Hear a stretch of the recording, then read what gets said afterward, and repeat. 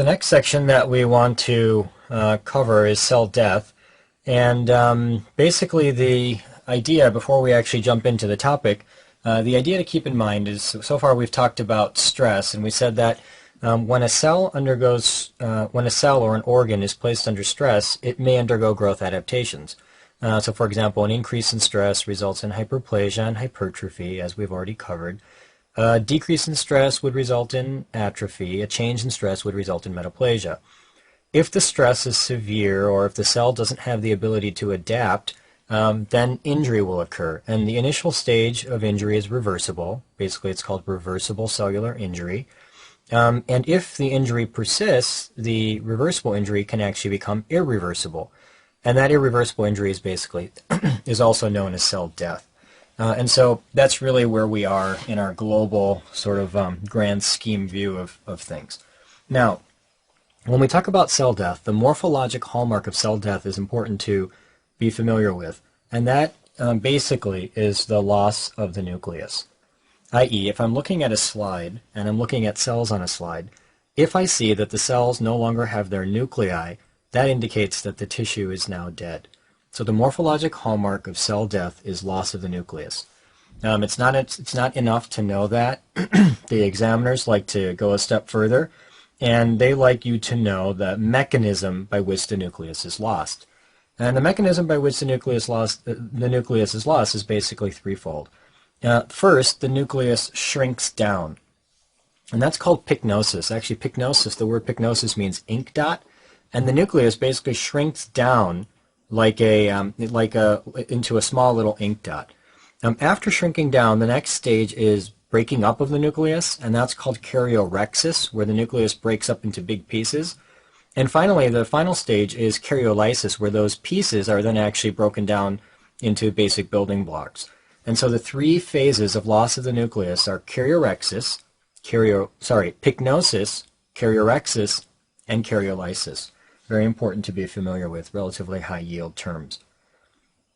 Now, there are two mechanisms of cell death. The first is, and we have to be familiar with both, the first is necrosis and the second is apoptosis. And the way I kind of think about these is necrosis is sort of murder. Something comes from the outside, or some pathologic process from the outside occurs, which then causes a grand scale destruction of the tissue. And that's necrosis. And apoptosis, on the other hand, sort of the way I think about it, it's cellular suicide. The cells independently sort of decide to remove themselves from the organ. Usually involves single cells or small groups of cells, and often there is no extensive tissue reaction to apoptosis. These principles will be highlighted as we move forward in this presentation. So necrosis. Again, necrosis is death of a large group of cells. That's important. And very important is that it is followed by acute inflammation. This is going to come into play later as well when we cover inflammation, but I'd like to actually stop here and stress this point. There are two processes that result in acute inflammation. The first, and the most commonly sort of thought about, is when you get an infection. If you get a bacterial infection, you're obviously going to get acute inflammation. But the second driving factor for acute inflammation is actually necrosis. So for example, when patients get a myocardial infarction, one of the early changes that occurs is that neutrophils come into the tissue. And another important change is that the neutrophil count goes up in the blood because neutrophils are being generated in order to be sent to the tissue. So necrosis, I would say, is very important to remember that it is followed by acute inflammation. Now, necrosis is always pathologic. It's always due to some pathologic process, and it's never physiologic, meaning we don't have necrosis occurring as part of our normal physiology. It always means that there's some disease or problem present. And it can be divided into several types based on gross features. These are high yield. These questions often show up on examinations concerning the subtypes of necrosis, and so we're going to actually spend a good degree of time on the subtypes of necrosis. The first type of necrosis is called coagulative necrosis. What is coagulative necrosis? It is necrotic tissue that remains firm, i.e. the tissue sort of coagulates, or why don't we say the cellular proteins actually coagulate so that the cells retain their shape and the organ structure is preserved. So otherwise stated, the tissue dies. However, the general structure of the tissue remains, and if we were to look at the tissue on a microscopic slide, we would see that the cells are present and the architecture of the cells is present. However, the nuclei have disappeared. And so that's what we say here. It's the tissue remains firm. There's coagulation of cellular proteins. However, the nucleus disappears. The characteristic circumstance in which coagulative necrosis occurs is ischemic infarction. Every organ in the body that undergoes ischemic infarction will actually exhibit coagulative necrosis. The only exception is the brain. So, again, coagulative necrosis is seen with ischemia of any organ except the brain. Here's an image from your text, figure 1.5, that just highlights what we mean by coagulative necrosis. Now, let's start with this image here on the right. This is the glomerulus, what I'm circling, and these are the tubules. And you can clearly see that the glomerulus contains nuclei within the cells, and that the tubules also contain nuclei within the cells, and that's normal. I just put this normal picture here to establish a baseline in your mind. Now let's look here on the left at the necrosis. Here's the glomerulus. You still recognize that it looks sort of like a glomerulus. However, there are no nuclei within the cells. Here are the tubules. Still recognize that these are tubules. However, there are no nuclei, no blue nuclei within these cells. And so this histologic picture is characteristic of coagulative necrosis. A couple important derivative points regarding coagulative necrosis. Usually, the area of infarcted tissue is wedge-shaped and pale.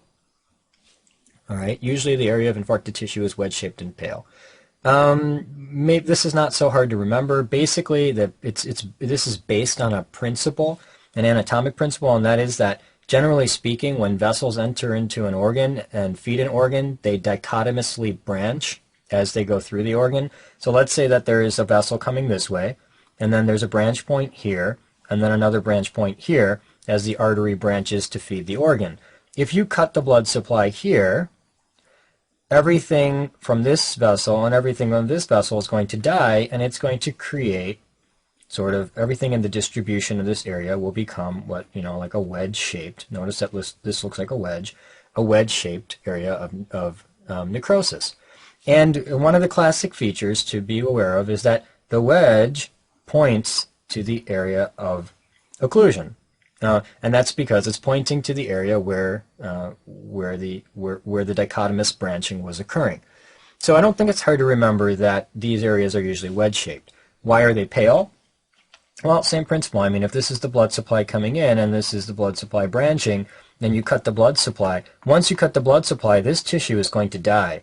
And once it dies, blood will obviously not be able to come back into it, so the dead tissue will look pale. No rocket science, pretty straightforward. Here's a picture from your text, figure 1.5, and it's basically highlighting that this is the cortex of the kidney, and this area here represents the area of infarction. There was probably an occlusion here, and this tissue within the area of the triangle has died. Now, you can partly recognize by the fact that there is indentation of the tissue here, but also it's a little subtle, but there's disruption of the normal tissue in this region. And so this is a classic example. It's relatively pale, and it's kind of wedge-shaped. Gives you an idea of what we're referring to. Another important principle, or a derivative principle, is that we could get red infarction within a tissue. And red infarction requires two things in order for it to be seen. First, blood must re-enter the tissue. And second, the tissue must be loosely organized so that it can hold the blood, giving it a red color. So these two things are required. Blood must re-enter the tissue, and the tissue must be loosely organized. A classic example is shown here in your text, and this is figure 1.6. This is a testicle, and this testicle has undergone hemorrhagic infarction. Basically, the idea here is that this testicle is completely red. Now, in order to understand this, we probably should take a step back and remind ourselves that coming in this area here, maybe I should create a blank screen to make it more easy to see. When we think about the testicle, coming into the testicle, you've got this cord, which basically the testicle hangs on, and then this is the testicle here. Now in this region there is a thick-walled artery and there is a thin-walled vein. The classic mechanism by which testicular infarction occurs is that the testicle twists on this cord. And when it twists on the cord, the artery continues to allow blood to flow in because it's thick-walled. However, the vein collapses. And when the vein collapses, blood comes in, but blood can't go out. And if you recall from our lecture concerning ischemia, one of the ways by which you can get ischemia is blocking of the venous supply because fresh blood would not be then passing across the organ. So the organ will die because the vein, or the tissue will die because the vein is blocked, and blood will continue to re-enter because the artery remains somewhat open relative to the blockage of the vein.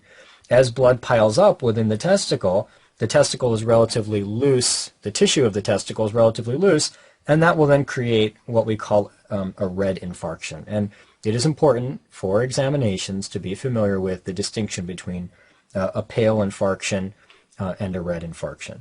Okay, so let's continue on. The next type of necrosis is liquefactive necrosis.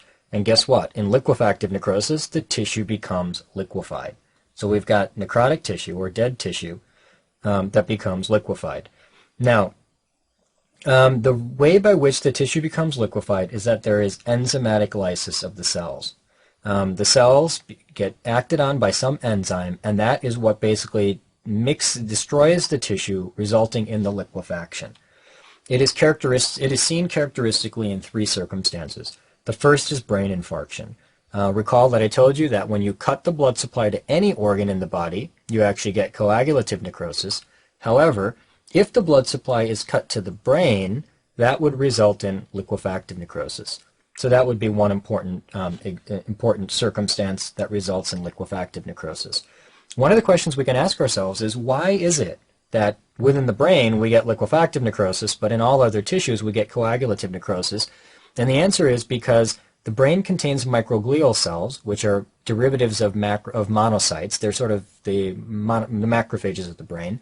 And the microglial cells contain hydrolytic enzymes that trash the tissue or destroy the tissue after it dies. And so this is mediated, this circumstance here is mediated by microglial cells, and that's actually an important principle as well. The second circumstance in which we might see liquefactive necrosis is in an abscess.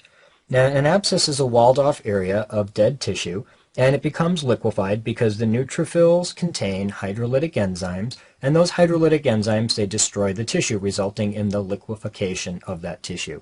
And so if I asked you what mediates liquefactive necrosis in the case of an abscess, the answer is the enzymes from the neutrophils.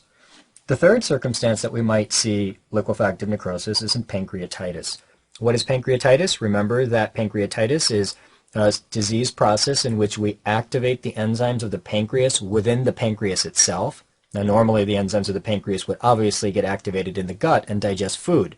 However, if the enzymes of the pancreas get activated within the pancreatic parenchyma itself, the pancreatic enzymes will digest the pancreas.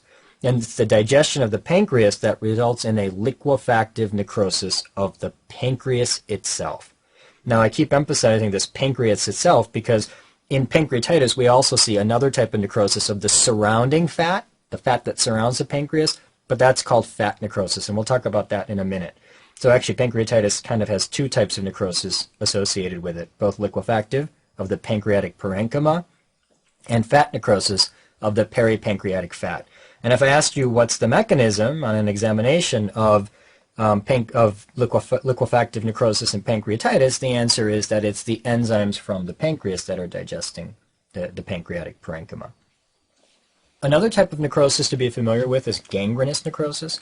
This is basically coagulative necrosis, but when you look at the tissue grossly, it resembles mummified tissue. That is really what we call gangrenous necrosis. Now this is characteristic of ischemia of the lower limb. That's really the highlight, I think, here. You can also see it in the GI tract, but it's really, I think, the classic is ischemia of the lower limb. It's not uncommonly seen, particularly in diabetics. Now, diabetics, they get occlusion or not occlusion, but I should say partial occlusion of the popliteal artery, and due to atherosclerosis, and that can result in decreased blood flow to the lower extremity, which then subsequently can cause gangrenous necrosis of that lower extremity. If the dead tissue becomes infected, that infected tissue can then undergo liquefactive necrosis, and that also can be a component of gangrenous necrosis, but in that case we call it wet gangrene, the wet being the pus and the inflammatory exudate present due to the superimposed infection. Here's a figure from your text just highlighting this. Basically, this is a foot. I think this is of a diabetic patient, and it is just showing you the mummification or the gangrenous necrosis due to gangrenous necrosis of the extremity. And here it's a little more liquefactive, where it looks like there's some superimposed infection, which has resulted in focal liquefactive necrosis of that tissue. Sorry, tripping on my words. Okay, caseous necrosis. This is another type of necrosis. It's characterized as a soft, friable, necrotic tissue with a quote-unquote cottage cheese-like appearance. I'm sure you've heard that term before. The way I think about this, it's a little strange, but this is the way I think about it. It's basically liquefactive necrosis with something mixed in. And the reason I think about it that way, it kind of goes back to cooking. If you've ever made a gravy, you know that you take something very liquidy, you add some flour. When you mix in the flour, that sort of thickens up the soup. So in the same way, in caseous necrosis, you've got an infection. It's creating liquefactive necrosis. However, you throw in there something that thickens up the soup, making it a little more cottage cheese-like in appearance. And so what thickens the soup? The wall of fungus, i.e. fungal infection, or mycobacterium, like TB. So this is really what results in caseous necrosis. It's characteristic of TB and fungal infection, in particular the granulomatous inflammation that's seen with fungus and TB. This is a classic example of caseous necrosis, highlighted here, as outlining here in red. This is the white cottage cheese appearance of caseous necrosis. Fat necrosis refers to necrosis of adipose tissue. It has a classic chalky white appearance. The reason it picks up this chalky white appearance is because when fat dies, fatty acids are released, and the fatty acids then have the ability to bind with calcium, which is a process called saponification. Important term to be familiar with, saponification. Basically what happens here is that when calcium deposits on that dead fat, it gives a white, chalky appearance to the tissue. Here's a classic example. This is a pancreas. This long extended organ is a pancreas, figure 1.9 from your text. And here we can see sort of these little white chalky deposits at the outer edge of this tissue, which is the fat surrounding the pancreas. And this would be a classic example of fat necrosis. Now, let me take a step back and remind you, because sometimes students can get confused. In pancreatitis, where you get chewing up of the pancreas by pancreatic enzymes, you get liquefactive necrosis of the pancreas, and you get fat necrosis of the peripancreatic fat. Again, so that's fat necrosis. Now, fat necrosis is classically seen in two regions, or with two processes. The first is trauma to fat, and the highest yield here would be breast. Trauma to the breast. The breast is a relatively fatty organ. It contains a lot of adipose tissue.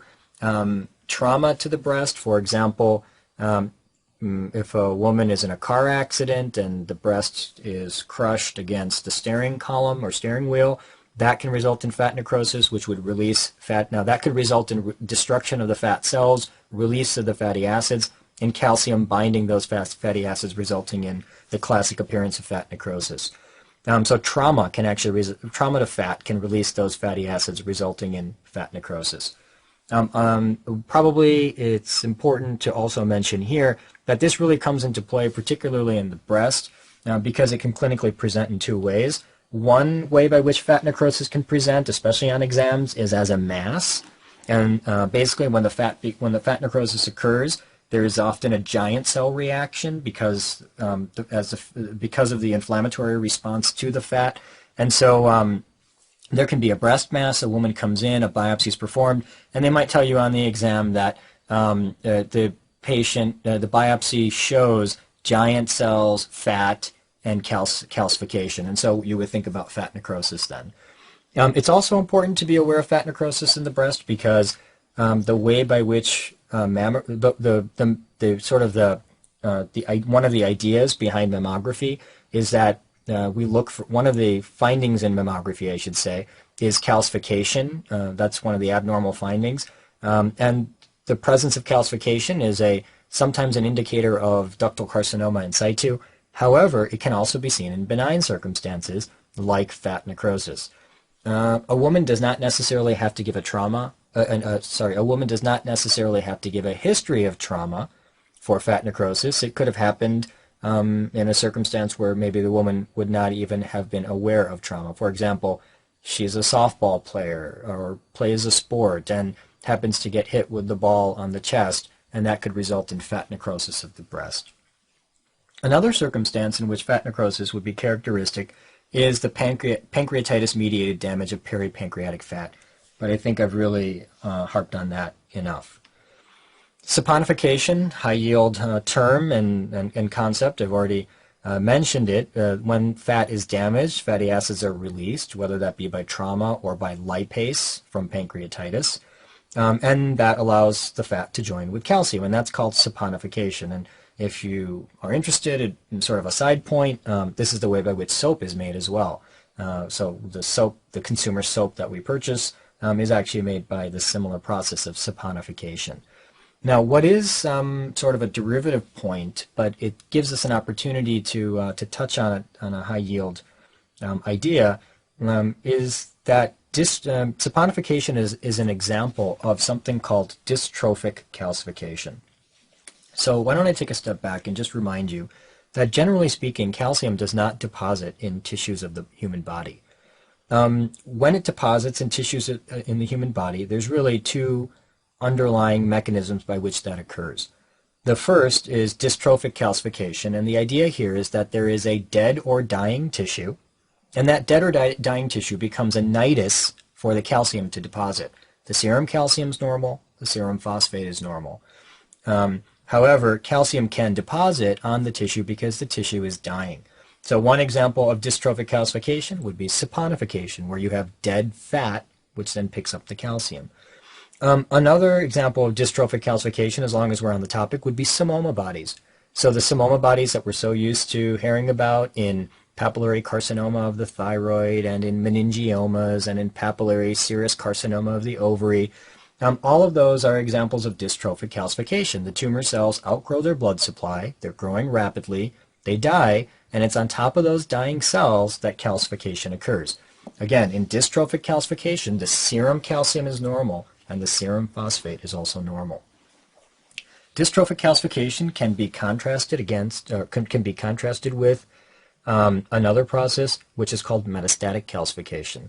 In metastatic calcification, the serum calcium or the serum phosphate, either one, is elevated, and the elevated serum calcium or elevated serum phosphate has the ability to force calcium into tissues, which then, based on its high concentration, can precipitate out as calcifications. That's called metastatic calcification, and it's always associated with a high serum calcium or a high serum phosphate. Now, let me just remind you that the term metastatic calcification doesn't mean that the patient has metastatic cancer. That's unfortunately sometimes confused by students. Metastatic calcification just means that the serum calcium is high throughout the blood, and therefore the calcium can deposit throughout all the tissues of the body. And so it kind of is metastatic. Now, it so happens that one of the causes of a high serum calcium is metastatic cancer to the bone, which could then result in metastatic calcification due to the high serum calcium. However, I really want to make it clear that when we say metastatic calcification, what we mean is calcification that occurs in multiple tissues due to a high serum or a high phosphate. All right, so let's keep moving forward. Fibrinoid necrosis. This is another type of necrosis. It refers to necrotic damage of the blood vessel wall. Necrotic damage to the blood vessel wall. This damage results in leaking of proteins from the blood vessel into the wall, which then results in a bright pink staining on histology. So let me show you a picture. This is figure 1.10 in your text, and this is a blood vessel. Highlighted here, I'm outlining it for you. And you can clearly see that there is this bright pink staining to the wall of the blood vessel. This is an example of fibrinoid necrosis. Now let me take you a step back and remind you that this is characteristic of two pathologic processes. The first is malignant hypertension. Why don't we go back? What is malignant hypertension? Well, hypertension or high blood pressure can be divided into benign and malignant. Benign hypertension is a sort of low-grade hypertension that creates long-term progressive chronic damage to organs. Malignant hypertension is a very high blood pressure that presents with clinical findings such as headache, renal failure, papilledema, and is a medical emergency. One of the consequences of malignant hypertension is that the blood vessel wall can actually necrose due to the high pressure, and that's called fibrinoid necrosis, and that's an example, I should say, of fibrinoid necrosis. So very important to remember. Another example of fibrinoid necrosis is vasculitis. So in a subset of vasculitis, the characteristic finding would be fibrinoid necrosis, and we'll have a chance to discuss that when we do the blood vessel chapter. Now, I'd like to say one more thing. I'm trying to give you a classic question that might show up on an exam. Let's just ask you, in what circumstance would a 30-year-old woman present with fibrinoid necrosis? Now, the reason I ask this question is just sort of jog your memory and to stick a little point into your brain. And that is that, a 30-year-old woman would not normally have malignant hypertension, and the vast majority of 30-year-old women would not have vasculitis.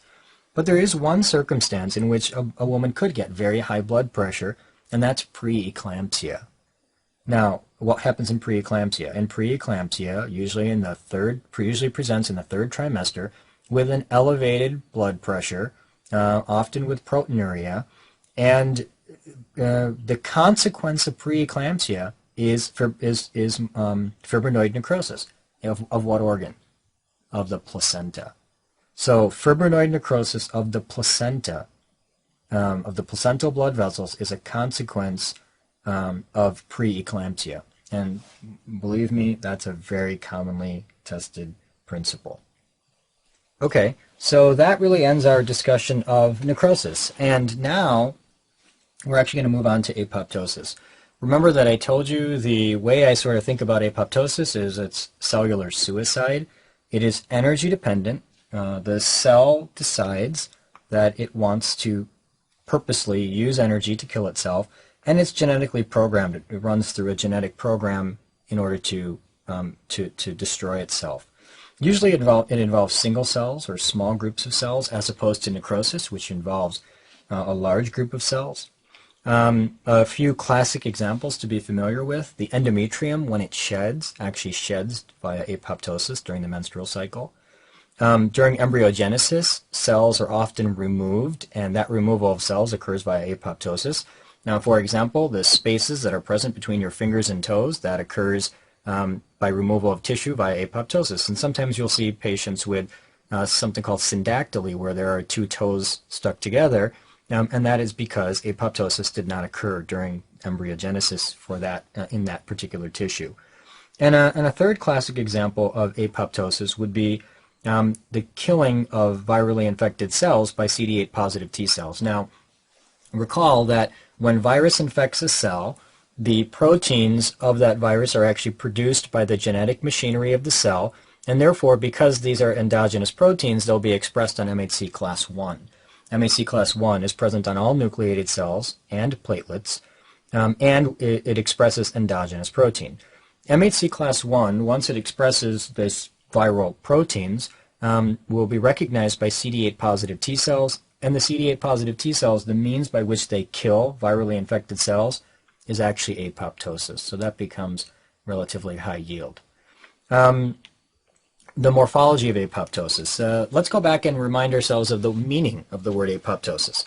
Apoptosis means the falling of leaves. It's a Greek term that means the falling of leaves. And so the idea is that let's pretend that this is the cell, and the cell is going to die. Well, the way by which the cell dies is that this cell eventually shrinks.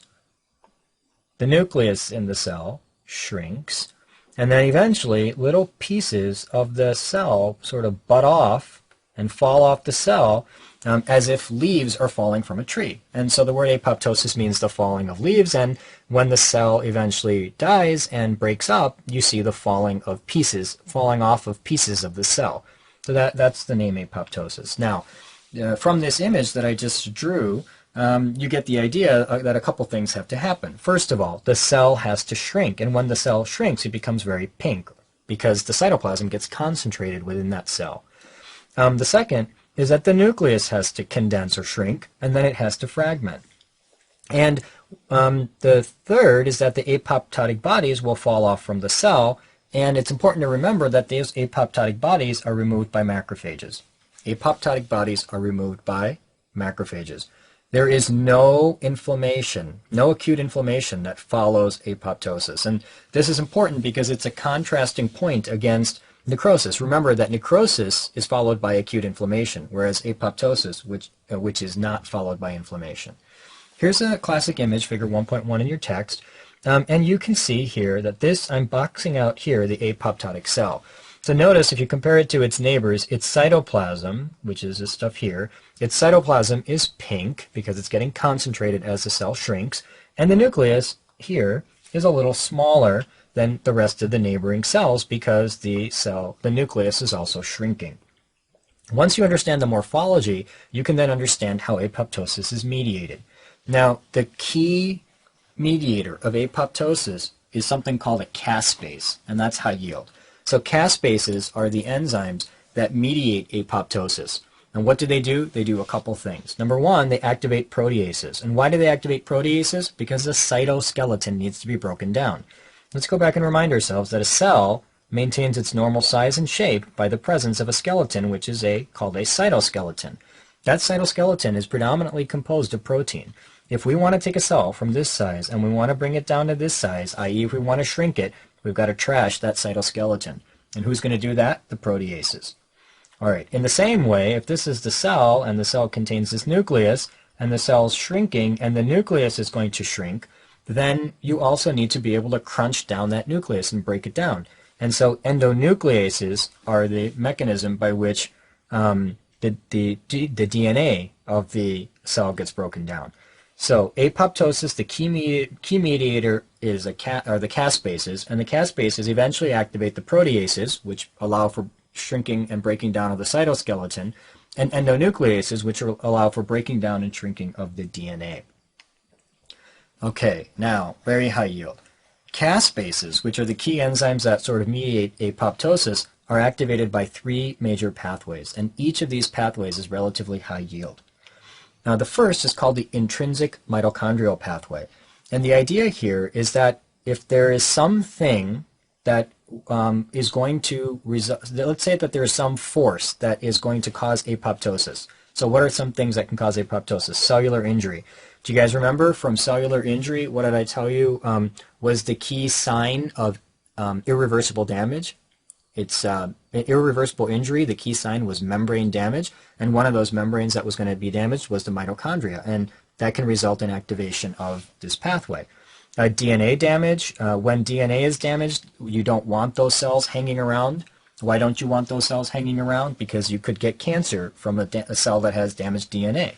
And so if the DNA damage is severe in a cell, it can actually undergo apoptosis to protect the rest of the organ from the formation of an eventual cancer.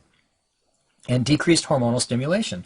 For example, the endometrial cycle. We know that when progesterone comes in, estrogen is removed and progesterone comes in, eventually we get shedding of the endometrium, and that occurs via apoptosis.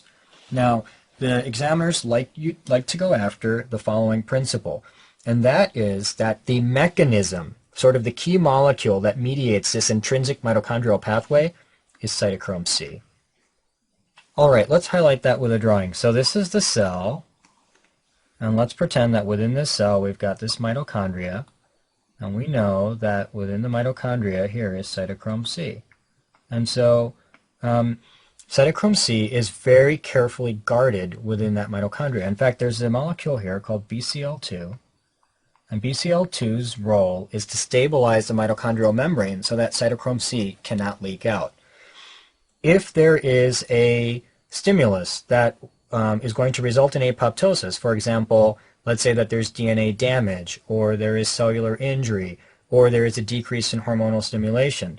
What will happen is that BCL2 will get knocked out, and when BCL2 gets knocked out, cytochrome C can leak out from the mitochondria into the cytoplasm and can activate the caspases necessary to drive apoptosis further. So this idea of cytochrome C and BCL2 is a relatively high yield principle. The next way by which apoptosis can be activated, or in particular the caspases can be activated, is the extrinsic receptor ligand pathway. The basic idea here is that something from the outside world binds a receptor on the cell, which then activates apoptosis. And the classic example, and the one that probably we should focus on, is Fas ligand binding Fas death receptor on the target cell. Why don't we, the best example I think of this is to, and it requires a little review of immunology, is to go back and remind ourselves that T cells are actually born in the bone marrow, and once they're produced in the bone marrow, they go to the thymus to be educated. And when they're educated in the thymus, they actually have to go through 2 layers of testing. The first is called positive selection. Positive selection, they get asked the question, do you, i.e. the T cell, have the ability to bind self-antigen plus MHC? If the T cell has the ability to bind self-antigen plus MHC, it survives positive selection and goes on to the next sort of test. The next test is called negative selection, and in negative selection, the question is asked, do you, i.e. the T cell, have the ability to bind self-antigen too avidly, too strongly? And if the T cell binds self-antigen too strongly, the T cell will then be destroyed during the process of negative selection. You want to get rid of the T cells that are going to bind to self-antigen because you don't want to have autoimmune problems. And so the mechanism by which the cells die in negative selection is actually by the Fas ligand Fas death receptor pathway. It's apoptosis basically. And so if the cells too avidly bind self-antigen, then Fas ligand is expressed and it hits the death receptor on the T cell and causes the T cell to undergo apoptosis. And this becomes a very high yield way by which this pathway can be tested. Another example would be tumor necrosis factor binding tumor necrosis factor receptor on a target cell. But for me, this really is the high yield. Fas ligand receptor, Fas ligand Fas death receptor in the context of negative selection of T cells in the thymus. And the third pathway by which caspases can be activated is the cytotoxic CD8 positive T cell pathway. Now, recall that CD8 positive T cells, they recognize antigen present on MHC class 1, and when they bind and recognize that antigen on MHC class 1, they kill the cell that expresses the antigen. And the way by which they kill the cell is apoptosis. So what happens is the CD8 positive T cell, once it recognizes its antigen and gets the appropriate signal, will actually secrete something called a perforin. The perforin perforates a hole in the membrane of the target cell. Granzyme, also from the CD8 positive T cell, then enters into the pore or the hole and then activates the caspases, and you're very well aware of the fact that caspases then mediate apoptosis. So that's another important pathway by which apoptosis can be activated, i.e. the caspases can be activated.